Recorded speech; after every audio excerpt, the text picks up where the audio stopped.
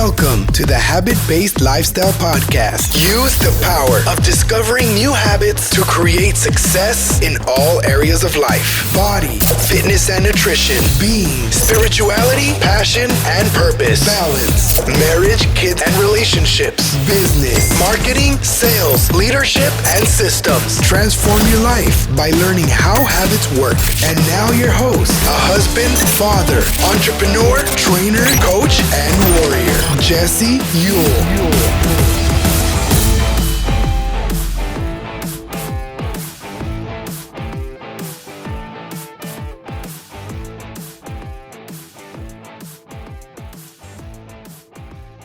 Welcome back to the Habit-Based Lifestyle Podcast. I'm your host, Jesse Ewell, and today we're going to be talking about the habit of sex and intimacy. And I have a very special guest, one of my favorite people with this topic, actually my favorite person with this topic, Susan Bratton, trusted hot sex advisor to millions. And I am so excited to have you on the episode today.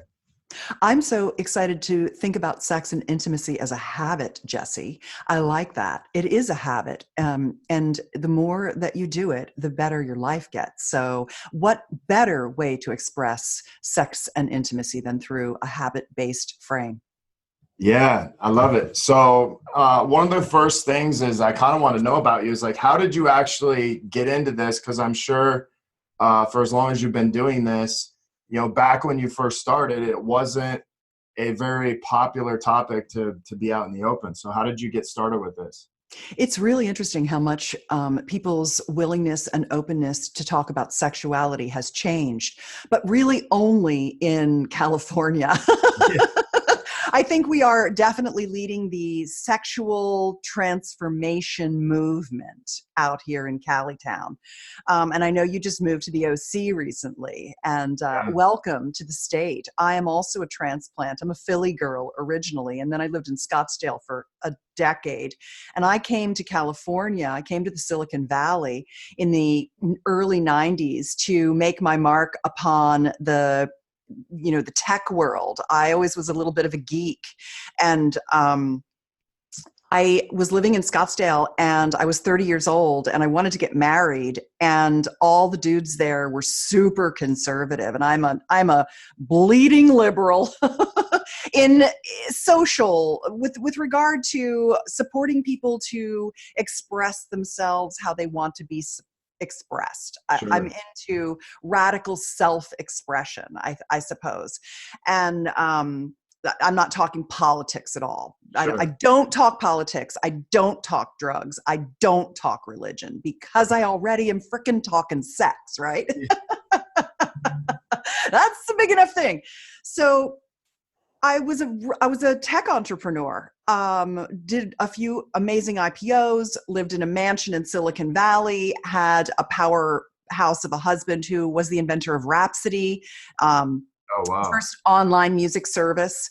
We had a little kid. We were 10 years married. And on our 11th anniversary, we drank a couple gin martinis and said, oh man, what are we going to do? Our marriage we're roommates. We're sitting here living as roommates. And really what had happened was we just didn't have any sexual skill. And once the new relationship energy wore off and we had a kid and full-time careers, I mean, full fucking time careers, like giant careers. We were very much, we joke that we are people who invented the internet. I mean, the company that I was with, we created the cable modem that delivers your internet today, right? And Tim was the founder of Rhapsody. So we were very high end, very, top of the Silicon Valley type people. And our intimacy waned and we lost connection with each other. And, my husband was emotionally checked out and I was extremely physically distant from him just because we didn't know what the heck we were doing. We just, and nobody does, Jess, nobody does, because we don't learn these things. We're not taught these things in any way. And what I'm talking about, these things, I'm saying anybody can make a baby, slot A, tab B, that kind of stuff, and people can have sex. but they can't necessarily make love or explore their eroticism or their sensuality or their spirit connection to God through lovemaking, or their kink and wild side. These things are things that are best left to people who know the map to the territory, showing you the safe and sane structures for having these expanded sexual experiences, these deep sexual experiences. So what we decided to do instead of getting divorced was go to a lot of sex workshops and try to get some skills, mad skills. And boy, we did. I mean, our sex life took off. Every time we made love, every time we had sex, every time we did something new, we just got like more and more in love with each other. I fell in love with my husband harder, and he too, back to me, harder than we did in our 1.0 falling in love. Our new relationship energy was off the charts. I finally was having the kind of orgasms I wanted to have. He was finally having the kind of hot sex he'd always wanted to have. And literally the only thing standing between us and going through divorce, like all of our friends who were all getting divorced, and having a relationship so good that we actually started a company together, which almost 15 years ago now, we started a company together. We launched it at TED. We're old like vintage TED people. And we launched it in 2006 at TED in Monterey. That was when we launched our company, Personal Life Media. And so we have been, and it took a couple of years to figure out what we were doing and plan it and get it ready and execute it and all this stuff. And what we wanted to do was essentially take all the stuff we were learning in workshops and have those teachers bring that information online. I mean, it was back when it was like, we're going to take shit and bring it online. This is going to be amazing, right? And so we've done that. And now we publish my own work as well as the work of people who are my mentors and the people that I think are the best teachers in the world for learning things like female ejaculation and expanded orgasm, which I'd like to talk to you about. I'd like to talk to you about expanded orgasm because it's habit-based. So it's an interesting conversation for you, Jesse, and especially for the two of you. And because you have two little children, I really want to talk to you about expanded orgasm today. I think you're going to dig it a lot. We launched a lot of online programs, Revive Her Drive, a lot of the stuff when you heard me on Anthony's podcast, the Biohacking Secrets podcast, you heard there. And you're like, who is this mad woman? We were talking about a lot of techniques I taught them on that show was from my program, Revive Her Drive, and another program I have called the Seduction Trilogy, which is Seduce Her Tonight, the Seduction Accelerator, and How to Be Her Sexual Trainer. Because the masculine and feminine, they really somebody needs to drive and somebody needs to ride. And you can switch, but it's really nice to create that polarity where you're riding your partner's ride and they've got you and they're taking you into this orgasmic experience. And so guys need to learn what to do that, how to get a woman to surrender to her pleasure with him and ride that ride. And they have to have enough skill to do it. And she has to feel comfortable enough with him to do it. But men love to do that. They love to give a woman an incredible ride. They live for it. Many men live for that. So, we launched all these titles and we grew our business over the years, and we now have a lot of followers who we just give away free sex techniques constantly, bedroom communication skills, relationship techniques, sex techniques. And then if people want to go deeper, we have these programs. Oh, I want to learn female ejaculation. I want to learn G-spot pleasuring. I want to learn expanded orgasm. I want to learn how to seduce my woman in a monogamous long-term relationship so that she wants lots of sex all the time. I want to turn my wife on because she's had, all the crazy shit that happens, religious repression or sexual shame or whatever. Fear, ignorance, how do I get my woman to really love to have sex with me a lot? So we have a lot of we've got programs for women, all gender spectrum. And we've been doing that now for, our 13th year in business. Wow. And we'll be cresting over to year 14 of being live and launched. So we've been working on this for 15 years. Learned a lot about what people want and what they need and how to meet them where they are and to bring them into their infinite sexual potential. Sure. So that was our journey, was going from flatline marriage to creating a little sex technique empire. I think it's really cool that, you and your husband decided, hey, we're disconnected, but we're going to work on this together. Yeah. And I think, we could talk about sex all we want, but I think in the beginning is you made a commitment to each other to work on each other's marriage, probably knowing that, hey, I'm going to take this with me to whatever relationship I go to. And I think that's really powerful that you guys were like, hey, let's do this together. And then to not only do that, but to make a business out of it. And I think one of the most powerful things that you can do as a couple is co-create in your relationship. So I just want to tell you that that's really cool to hear that's how you started.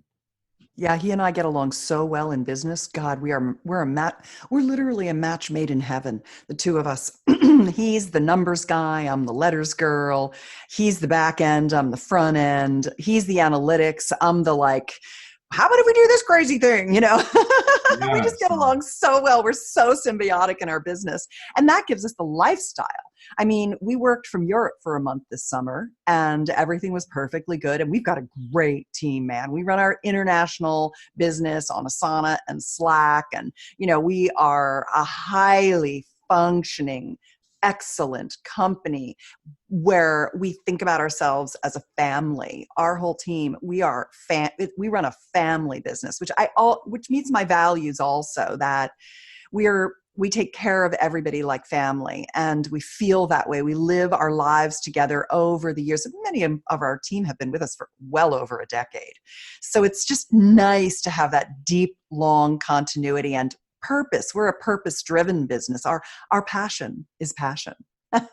Yeah, there you go. So why is sex so difficult for people to talk about, especially, we could say married couples, but I mean, literally kind of everybody outside of the state of California. But why is it so difficult for married couples to talk about this? Religious repression, I'd say, is number one. Shame is number two. Number three is just lack of awareness and knowledge. Nobody to turn to, no one to ask. If you talk to most people, they just feel very alone around their sexuality. They feel very alone and disconnected and unloved, untouched, not enough affection, not sure what to do, tentative, nervous, worried, performance anxiety,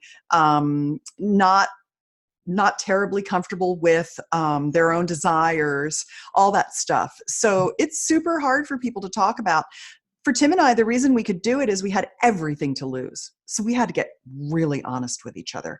I had to say to him, when you put your penis inside me for intercourse, I've never had an orgasm. And I've been doing this for you, basically for you, for 10 years with no pleasure.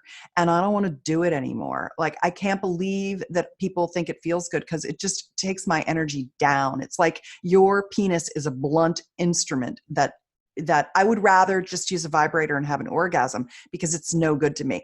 Saying that to my husband, he's horrified, oh my God, because it felt so good to him. He didn't understand why it didn't feel so good to me. Yeah. And what people don't understand is that pleasure and orgasm are learned skills, man. You don't some people are lucky. Few people can, have orgasms from intercourse as far as the female bodied of us. But it's learned. It's so learned. I just did a couple of videos for a masterclass that I'm creating, and they were called the 14 types of male and the 16 types of female orgasm. And just thinking about the fact that there's 30 different orgasmic experiences that I can think of. And I'm always like, email me if I missed one, because I want to know how you're coming that I'm not aware of, because I don't know everything. Sexuality is vast. And so if you guys could co-create 30 different types of orgasmic pleasure, and then you stack on that the oral experience of sensual talk, or what I like to call cock worship, or yoni and lingam worship, and massage, and role play, and fantasy, and sex positions. I mean, there's just so many dimensions to really hot sex that it's an infinite playground for a couple who is open to taking in more awareness and knowledge. And for a lot of people, it's not that you have to learn something, it's that you simply just have to become aware that it's there, and then you can go do it. Like the map to the territory is almost enough. You don't need the step-by-step directions and the Google Nav, it's like, oh, look, we could do that. Let's do it. Yeah. So one of the things that you started talking about was like, what is this religious repression? Like, what would that mean if maybe somebody didn't know? Like, can you kind of dive into that a little bit? Exactly like what that means.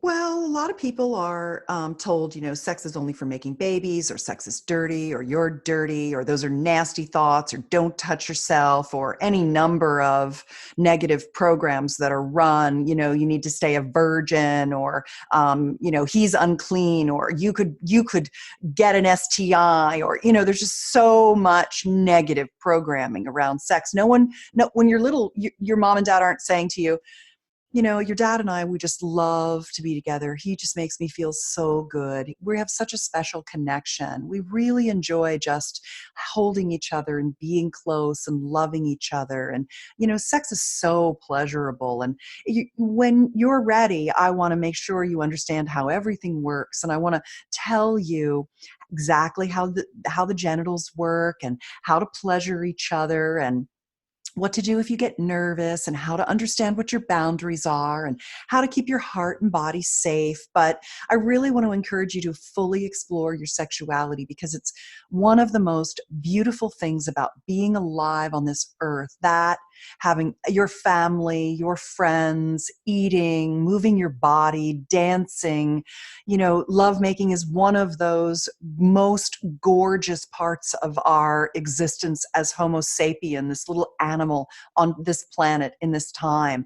And I want to make sure it's a really great part of your life. Like, nobody said that to anybody ever. I don't think any part of that was ever said or taught. And, I think back to even when I was a kid, it was like, you can't do that. If you kiss a girl, she's going to get pregnant. And right. It's all fear-based. Yeah. So, and one of the things that comes up, even like for me and my wife, is we have a marriage boot camp.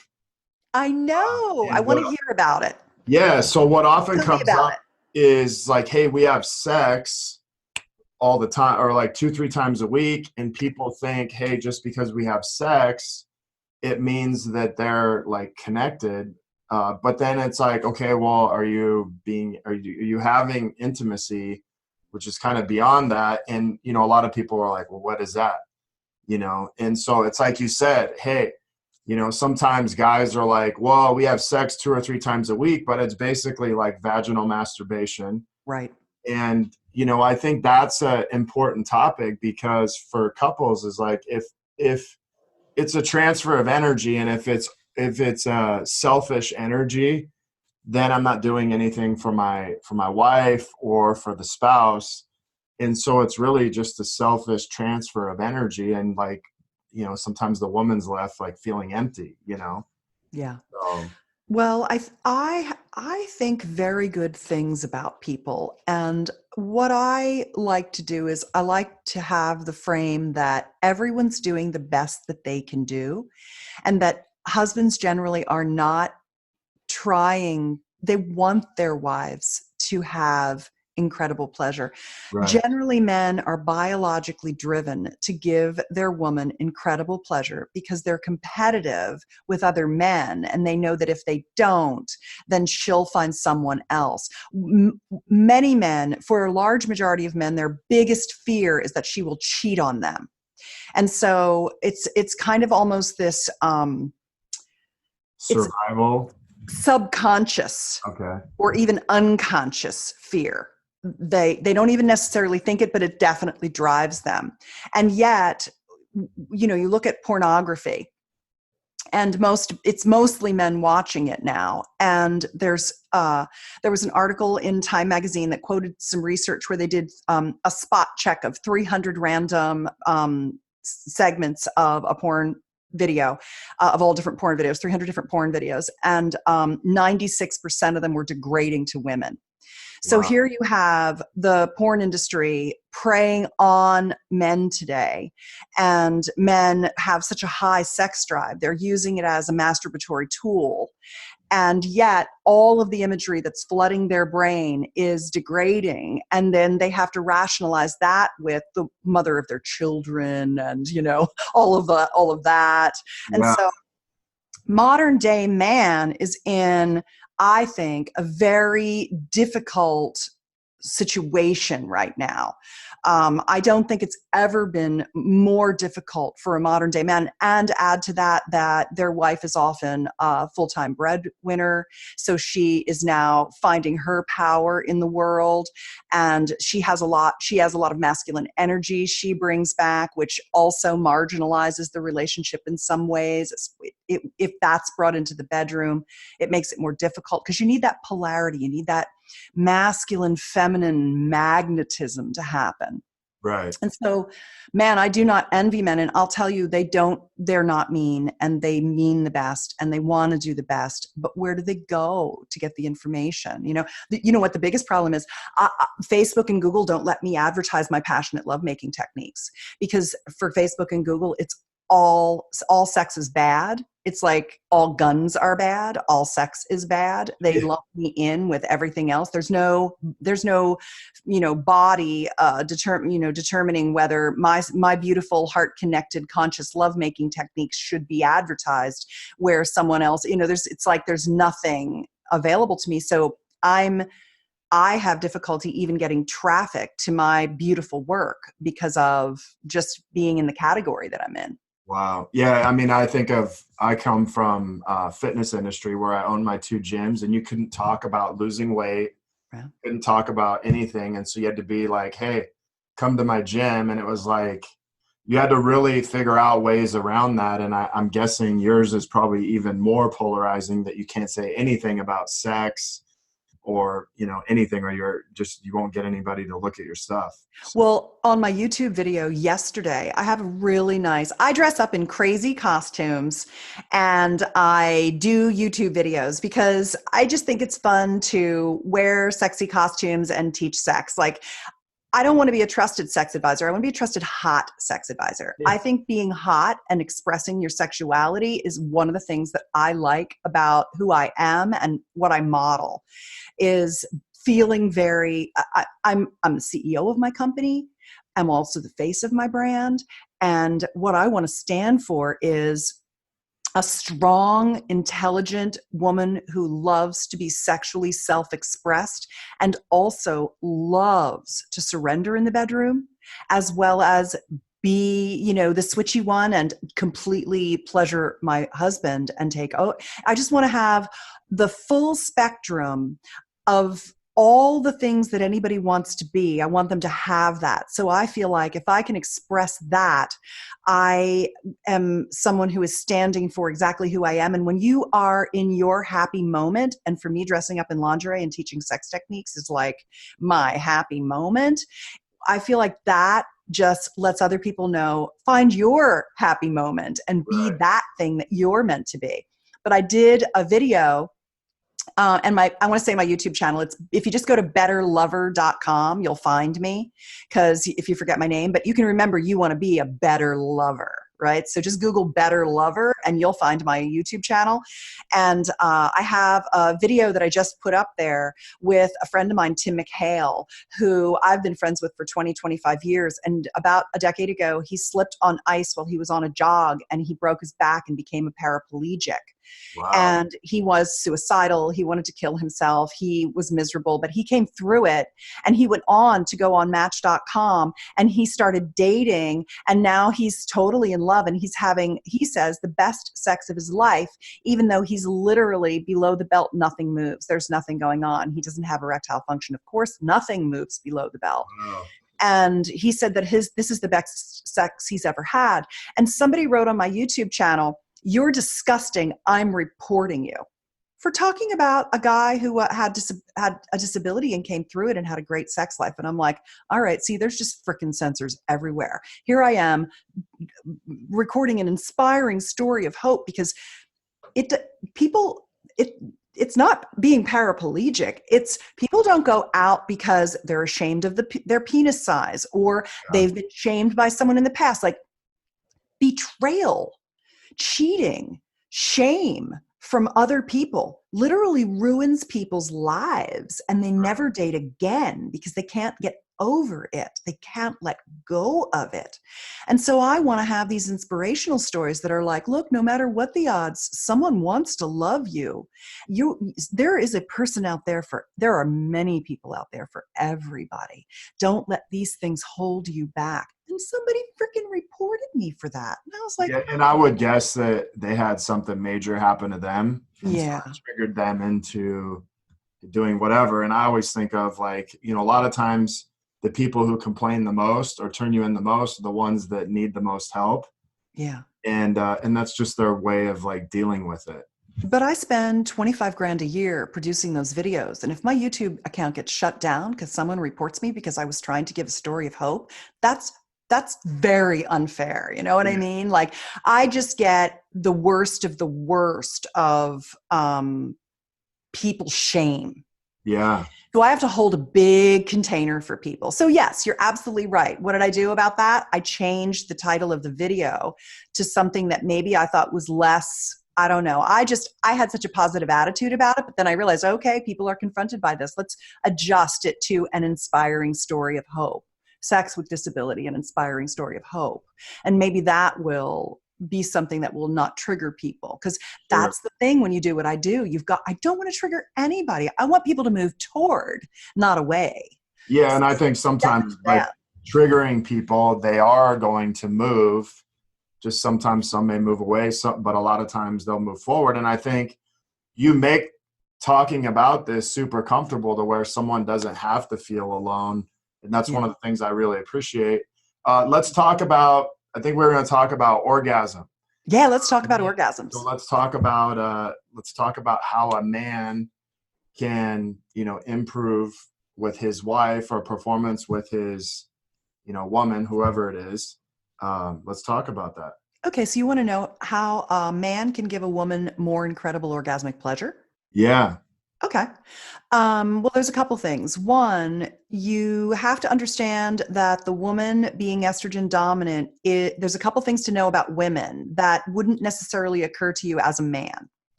And you've probably, now that I'll say them, you're probably like, right, yeah, oh, that's why she behaves that way. Or that's why that's so confusing to me. One of them is that because she's estrogen dominant, she has her mind on a lot of things, which is why it's a lot harder for her to just settle into her body. So you have to go above and beyond to get her to settle into her body and to release all of the things that she's thinking about. Because for the masculine, he's much more goal-oriented and compartmentalized. So it's just easier for him to like drop into sex quickly. So that's the first thing. And some ways to do that are to make sure that the environment is very nice in the way that she needs it. So I call that setting the lover space. One of the books I wrote, if I didn't send this to you, I'll send it to you, is Sexual Soulmates, the 6 Essentials for Connected Sex. And in over a decade of giving people sex advice, I realized that these 6 things were the things that took sex into passion. And like you talked about earlier, the partnership being co-creative and collaborative. That's very much what the concept of being a sexual soulmate is. It's not, some people think, oh, I've got to find my soulmate, or I've got to, they're out there. No, you can create them, especially in the bedroom. And so one of the 6 essentials is this notion of lover space, setting the lover space, which is, what temperature does she need it to be? Are the sheets clean? Is the room tidy? Is the lighting nice? Does it make her skin look pretty, like orange or red lighting? Do you have water by the bed? Is it lube that she likes? Is it warmed up? Do you have towels? Are they soft? Is anything going to get, do you need to put down waterproof protection? I like to have, I take a waterproof mattress cover, a fitted mattress cover. And when we're going to make love, we get that out of the closet and we put it right on top of all of our bedding. So we just pop it right over the top, and then we put a fitted sheet over that so that we don't have to worry about lube getting on our covers, and we can just be as messy as we want, because good sex is wet sex and wet sex is messy. Messy sex is the best sex. Right. So that's a nice thing. So making sure that there's nothing but, your pubic hair is shaved back. There's no like little scraggly pube hanging down from the base of the shaft of your cock that's going to bother her when she's going down on you. Like every time I slide down, that thing tickles my lip. That takes her out of her body. So what do you need? If your beard is scratchy, can she say, hey babe, go shave closer because it's scratching me, so that she's not thinking it's scratching. And she's thinking, oh, this is amazing. He's so good. It feels so great. So that lover space, setting that up is very important. And when a partner sets it up for his woman, when he's like, I'm going to go in and make everything up. I'm going to get the water. I'm going to put on the music. Boom, the lights go on in a nice way. You've got the mattress pad, and she can kind of start to settle and relax and take a shower or groom or whatever she wants to do to kind of get in the mood, get some lingerie on, have a little space to kind of drop in as you're kind of muscling the infrastructure. And that really puts you in that I've got you, baby situation. What a woman wants is, I've got you, baby. You just tell me what you need. I've got it. And some men might initially think, well, that's very subservient. Shouldn't she be doing those things for me? No, because it's easy. You're stronger. You're fleet. You can do these things in a faster way than she can. And this is how you put in to the karma bank around sexuality. So it works very well, because then she knows, oh, he's got me, game on. I can just relax into the container that he's creating. Mm-hmm. So lover space is good. The second thing is that for a lot of men, they, because it's immediately noticeable with your erectile function that you are aroused. You either get an erection and then you feel ready to go. Right. In actual fact, you're not ready to go and you're not fully engorged. You've got about half of your penis buried inside of you, and that buried shaft isn't really fully erect at this point. And though you would love for her to immediately touch your penis as soon as it's erect, it's very comforting to you as a man to be like, she's got my handle. She's got me at ground zero. I'm good. This feels nice. That's not at all what she wants. She wants to be held first. She doesn't want to be turned on. First, the way arousal works is she needs to be relaxed first. And she needs to be able to get off of her chest anything that she needs to say to release emotion, to get to relaxation. So I give away a technique called the soulmate embrace. It's at soulmateembrace.com. I like to keep it simple. You always have the best names, addresses. Thank you. I spend a lot of time thinking about the things I call, the names I give things. That there's a lot of intention in how I name things. And the soulmate embrace, I really wrote the book so that it's just a little itty, I think it's like 14 pages long. You print it out. There's one page with step by step what to do, because what men like is a checklist.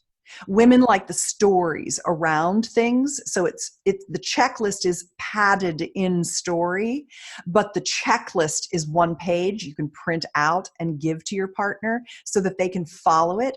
And you know this perfectly, Jesse. You know how certain things require form, whether it's a deadlift or jujitsu or meditation or yoga asanas. There's a form that comes to it. And once you've learned the form, then you can freestyle. Well, the soulmate embraces a form.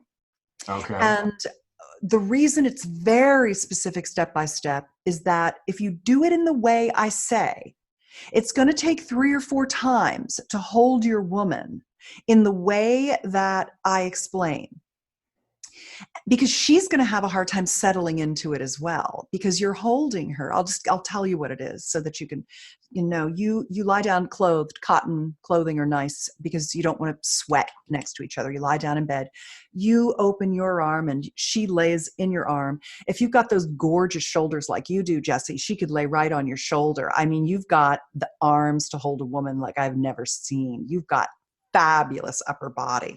I'm sure I can't see your lower body, but I'm sure it's just as nice.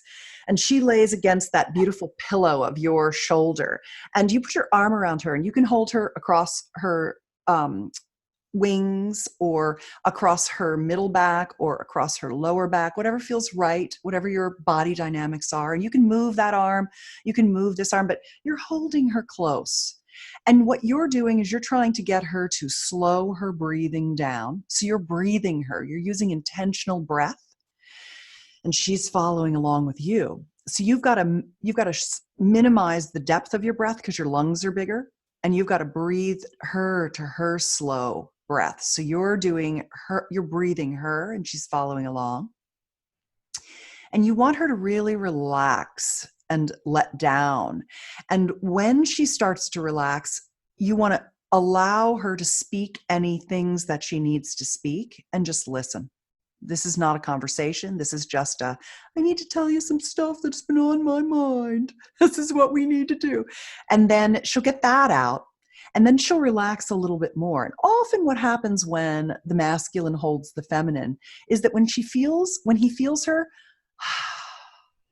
just let down, he lets go. Like, okay, she's good now, but she's not good yet. You're actually going to pull her a little closer at that time. And then you're going to just stroke her hair, stroke her arm, stroke her leg, stroke her back, rub her back a little bit in the sacral area, and just tell her you love her. And then just kiss her forehead. Maybe kiss her eyelids. Women love that. Her cheeks. She's your angel. She's your doll. She's your precious, precious, beautiful woman. That's the heart space you're getting into. And as you're I got myself goosebumps. I love that shit. As you're stroking her, what you're going to find is that she's going to get so relaxed that she'll notice after a few times of this is foreplay, by the way, that her mouth will start to water. When you stroke her, she'll notice that her yoni, her vulva, her female genitals, I don't call it a vagina because that's just one part of the anatomy, will start to contract a little bit and wake up a little bit. It's waking up her yoni. It's waking up her fluids. It's getting her relaxed.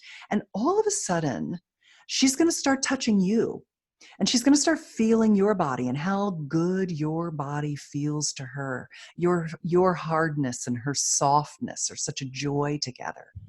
And then she's going to look at you and you're going to look her right in the eyes. And you're just going to remember how much you adore her. And she's just going to say, I love you so much. You turn me on. She's going to remember why she loves to be with you. And then you can kiss her on the lips. Peck, peck, peck, peck, peck. No tongue right in, because remember, you're goal-oriented. You want to put your tongue in her mouth. You want to put your penis in her vulva. You want to penetrate her and absorb her and eat her alive, right? But not quite yet. Then maybe she'll roll around. You can sit her on top of you and she'll feel your chest and you can start making out. And then you can start touching her breasts on the outside, never going right for her nipples. What you're thinking about when you think about a woman is you think about a bullseye with the concentric rings from the outside to the inner target. You want to think about her body being that, her arms, her legs, her back, then maybe her butt and her belly and her thighs, and then maybe the outsides of her breast and her face and kissing, and then maybe her mons and then her nipples. And then when she's inviting you in over time through this lovemaking experience, she'll want you to go inside her. She'll invite you in. But when you give her the space to really open to her desire, to remember, to let go of everything out there and to come inside that lover space with you, That is how that begins to start her arousal. Then you can go down on her. You can give her a genital massage. You can show her your penis. She can touch your penis. There's no need for her to do anything before she's ready. When you allow a woman to open to her desire for you, that's that soulmate connection. Right. You So I want to just ask you space. something. I kind of know the answer, but because I've heard this before, but I think it's important for men to understand is I think one of the big issues with men is they want their wife to initiate sex with them.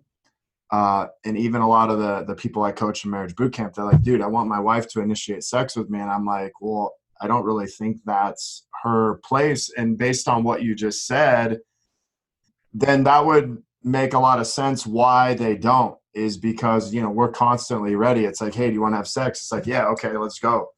And, you know, based on what you said, is that's not how it works for a woman. And so she's probably not going to initiate it in a sense of the same way, right?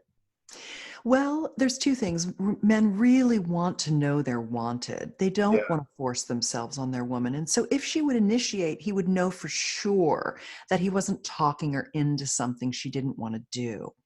Women are also not naturally the initiator. And when you expect her to initiate, that puts her in the masculine, and you want her to stay in the feminine until you've learned how to fill her up with so much orgasmic pleasure that she's basically a slut for you and wants you constantly. And you can get her to that point as you learn more pleasuring techniques and become a better lover. So when your wife's not initiating, it's because you guys just haven't gotten there yet. And then when a woman initiates and you've filled her up with orgasms and become very good in bed together, she will initiate, but it'll be in a very different way. It'll be so subtle that you'll barely be able to read it. But she'll start to say things like, yeah, I want you, or yeah, it'd be great to have sex, or oh, I wish we could have sex, right? So she's thinking about it, but she's not going to throw you down on the bed until she's an extremely sexually confident and experienced woman. And most women are not that yet. And that's the experience that you're co-creating as lovers, is you're learning together all these orgasm skills and lovemaking techniques and trying new positions and doing role play and dirty talk. It's the word I like to think pillow talk or sensual talk, or, you know, like penis and yoni worshiping and things like that. You've got so many things to explore that over time, that one of the programs we have, the Be Her Sexual Trainer, it's part of the seduction trilogy. And to seduce your woman is to move her toward more pleasure. And there are really 4 keys to seducing your woman. Once you learn how to seduce her, and we can go into that, but I'm going to keep moving. I can come back to it. Once you learn how to seduce her regularly, you understand what a joy it is to hold the masculine frame of seduction and why she loves that so much, that initiating sex, you no longer need to initiate sex. You no longer need to ask for sex, because you're actually a master of seduction. And this is seduction with integrity and monogamous relationships. Seduction I'm talking about. How to seduce your wife after spending 20,000 nights in bed with her. It's the seduction that lasts a lifetime style of seduction.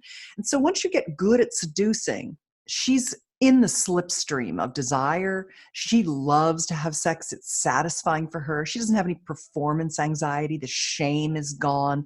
It's just joy when the two of you can finally carve out some time to be in pleasure together, because she knows you're going to get her up onto that orgasmic, what I would call plane, there's some liftoff involved, which is getting her settled, getting her dropped in, getting her body aroused, because there's libido, desire, and arousal. Her libido is her health. If she doesn't feel good, she doesn't have libido. Her desire is things are good between you. She likes to be with you. You know, you turn her on. She wants to have sex with you. And then arousal is the next step, which is if she's got a good libido and she desires you, which is how most couples are. Then you have to learn how to move her into her arousal and what that looks like. And that's that bullseye, working your way in, slowly turning her on, stair-stepping her arousal up, giving her lots of engorgement to her genitals, her breasts, her mouth, kissing her, playing with her breasts, going down on her, really bringing the blood to all that tissue so she can get turned on. And a lot of guys are like, well, that's a lot of damn work. And it's like, well, I'll tell you something. It's not work. It's joy. When you're good at it, you love doing it as much as she loves receiving it. And then what happens over time is you've put into that sexual karma bank, then she becomes sexually alive and sexually ravenous. And then you're going to have to call in reinforcements because she's going to want a lot of sex with you, because now you've created this woman who's really into sex with you and loves to have it and feels good about her body. She's just really turned on. And if there's an opportunity for you guys to have sex, she wants to carve out the time to make sure it happens, because you know how to get her into that orgasmic zone and then just explode her mind in a million pieces of pleasure. Yeah. And I think guys want to know they can please their woman. And so then they, on that other side, that's where they actually feel wanted too. So it's not a lot of work when you're getting what you want and you're giving your woman what she wants also. And that's kind of the way I look at it. I know you got to be off here soon, but what's one habit you would recommend for, men and women to start doing to improve their sex life? Yeah. I alluded to the expanded orgasm practice earlier in the show. Yeah. And I have a website called Expand Her Orgasm Tonight. And there are 3 free pleasure reports on that website that explain what expanded orgasm is, what the expanded orgasm practice is, and how you can enter into this lifetime of achieving an orgasmic state together, going into a conjoined trance of pleasure together.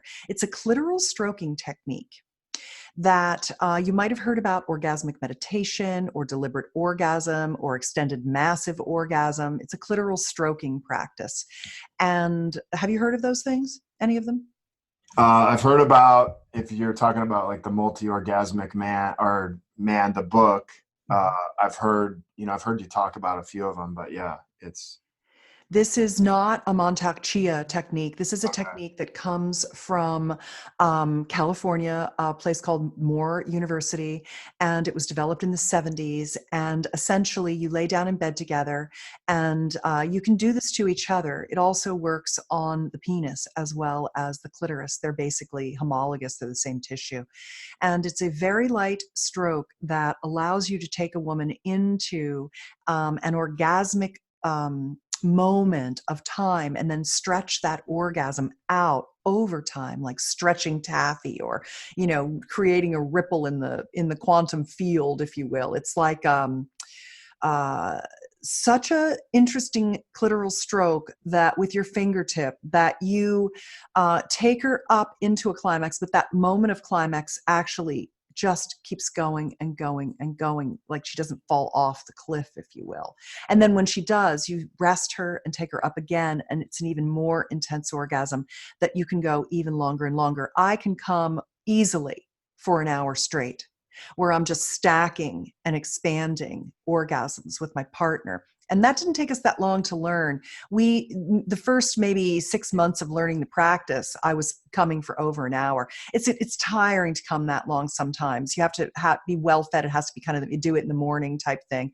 Right. But it's fun to just see how long you can come once you get the practice down. And it's one of those forms. It's a form. There's 3 opening strokes. There's a bread and butter stroke, and there's a closing stroke. And you can do it for 5 minutes, 15 minutes, 30 minutes, a half hour. It can be part of foreplay, or it can be just something that you do when you're not necessarily having sex. Or you can, what I find that's best, if you're in a partnership where your partner is not currently trying to make sex dates with you, like, hey, baby, I think we could have sex in these 2 hours when the kids are here, blah, blah, blah. If they're not actively getting on your calendar, then this is a practice I would recommend as the soulmate embrace and the zone theory, the bullseye technique, and which I learned from my mentor, Sherry Winston, and then this expanded orgasm practice, which I learned from my mentor. I had her create this program for me, Dr. Patty Taylor. She did her PhD thesis in expanded orgasm. She's one of the masters of orgasmic potential living on this earth today, who's also deeply involved in Kashmiri Shaivist Tantra practices and things like that. But we take all the woo-woo shit and leave it behind and just give you the practicalities of how to do this stroke and how to get into this incredible state of orgasmic bliss together where you will touch God. And that, when you do that without expecting to get sex afterward, and you fill that woman up with this incredible orgasmic pleasure, she will come sexually alive. And during the times of your life as you age together, when one of you isn't feeling well, or you're starting to have erectile dysfunction, or you're going through something, this genital stroking practice keeps you tethered at a deeply intimate level. Because, women, sometimes they can't have intercourse for a certain reason or another, but they can still have this practice with you. Right. So it doesn't supplant sex, it adds to sex. And that's a habit, a practice once a week, twice a week, a couple times a month, 3 times a week, whatever works for you. You'll go up and down in your practice, but my husband, Tim, and I have been doing it for 15 years regularly. What I'm really hearing you say kind of throughout this whole thing is plan, like prepare for sex and do it in a way that opens your woman up to, like, surrendering to you in a sense. And that's really the habit that you have to work on. And then everything else kind of falls in its place. Yes. Fill her up with pleasure and learn how to ride those waves together. You taking her, your finger on her clit is your hand on your steering wheel of your Ferrari. Okay. That's what that is. Nice. And I've just started surfing about 2 months ago, so I like the ride the wave analogy. Me too. Well, hey, I really appreciate you being on here. I could go for another hour and easily ask you. I'll come back. But I just want to thank you so much for what you do, making it so easy to talk to you, and just the way that you talk about sex it's very comfortable to do that. So thank you. My pleasure, Jesse. I have really enjoyed getting to know you too, and I'll come back anytime and talk about more stuff. And I'll send you the Expand Her Orgasm Tonight program so that you can practice that together, and then just call me anytime if you have any questions at all. I'm always available to everyone. If someone's on my email list and they send me an email, I get it and I reply. That's, I'm kind of like the Dear Abby of hot sex. So I'm happy to support you and all your followers and fans in their sexual expansion. If any of my listeners want to, get more information from you, how would they do that? You can go to soulmateembrace.com, or you can go to my Better Lover YouTube channel, or you can go to expandherorgasmtonight.com, and any one of those places will connect you with me. Okay. And I will make sure that these are in the show notes so that they have access to that. But thank you so much for being here. If you guys are looking to connect further with a group of like-minded people, join myself and so many others in our Habit-Based Lifestyle Secrets group on Facebook, where I'll be dropping daily habits to help you live to your full potential. Maybe you want to be one of our next case studies and begin living this habit-based lifestyle. Feel free to reach out to me, Jesse at habitbasedlifestyle.com. Until next episode, have a great day.